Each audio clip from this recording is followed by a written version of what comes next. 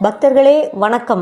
யாவருக்கும் உரைப்பும் பதிவில் இன்னைக்கு நாம ஜோதிர்லிங்க ஸ்தலங்களை பற்றி தெரிஞ்சுக்கிற வரிசையில் எந்த ஊரில் இருக்க ஜோதிர்லிங்க கோவிலை பற்றி தெரிஞ்சுக்க போகிறோன்னா மத்திய பிரதேச மாநிலத்தில் இருக்கக்கூடிய உஜ்ஜயினி என்ற ஊரில் அவதரித்திருக்கும் மகா காளேஸ்வரர் அன்னை சங்கரி.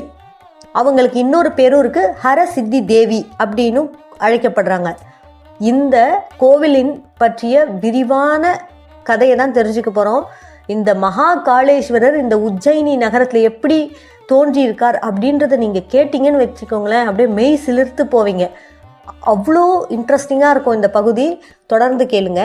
மேலும் இந்த ஊரில் திருவிழா எதெல்லாம் விமர்சையாக கொண்டாடப்படுகிறதுனா சிவராத்திரி, பிரதோஷம், நவராத்திரி, கார்த்திகை மாத பௌர்ணமி, இதெல்லாம் இந்த ஊரில் மிகவும் விமர்சையாக கொண்டாடப்படுகிறது. அது மட்டும் இல்லாமல் சக்தி பீடங்களில் ஒன்றாகவும் இந்த ஸ்தலம் திகழ்கிறது. ஜோதிர்லிங்க ஸ்தலமும் உண்டு, சக்தி பீட ஸ்தலமும் உண்டு. சரி, இப்போ நாம் இந்த கோவிலை பற்றின தல வரலாறுக்கு போகலாமா? இந்த மகா காளர் என்ற ஜோதிர்லிங்கத்தை பற்றி சிவபுராணத்திலேயே கூறியுள்ள சம்பவம் தான் இப்போ நான் சொல்ல போகிறது. அவந்தி மாநகர், அதாவது இந்த உஜ்ஜயினி மாநகரம் அந்த காலத்தில் அவந்தி மாநகர்னு அழைக்கப்பட்டுதான்.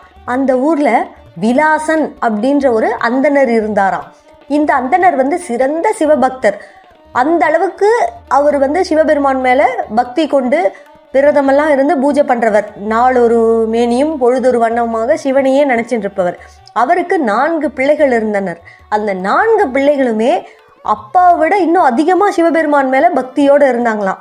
ஆனால் இப்படிலாம் இருந்து பக்தியோடு இருக்கிற இந்த ஊர்லேயே மிகவும் கொடியவனான ஒரு அரக்கன் இருந்தான். அவன் பேர் என்ன தெரியுமா? தூஷணன். அந்த அரக்கன் தூஷணன் என்ன பண்ணான்னா அந்த நகரையே சூறையாடினான். மக்கள் எல்லாரையும் துன்புறுத்துறான். அவனோட கொடுமைகளுக்கு ஒரு எல்லையே இல்லாமல் போயிடுச்சு. அதனால மக்கள் எல்லாரும் என்ன தெரியுமா பண்ணாங்க? இந்த விலாசன்ற அந்தனர்கிட்ட எல்லாரும் அழுது தொழுது கேட்குறாங்க, சுவாமி நீங்கள் தான் எப்படியாவது இந்த அரக்கன்கிட்டேருந்து எங்களெல்லாம் காப்பாற்றணும். இப்படியே போயிட்டு இருந்தால் நம்ம எல்லாரையும் இல்லாமல் பண்ணிடுவான் இந்த தூஷணன்.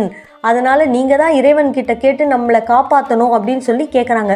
உடனே அந்த அந்தனர் என்ன பண்ணுறாரு தெரியுமா? எல்லா முனிவர்கள் எல்லா அந்தனரையும் வர வச்சு சிவபெருமானை நினைத்து பெரிய யாகம் ஒன்று செய்கிறார்.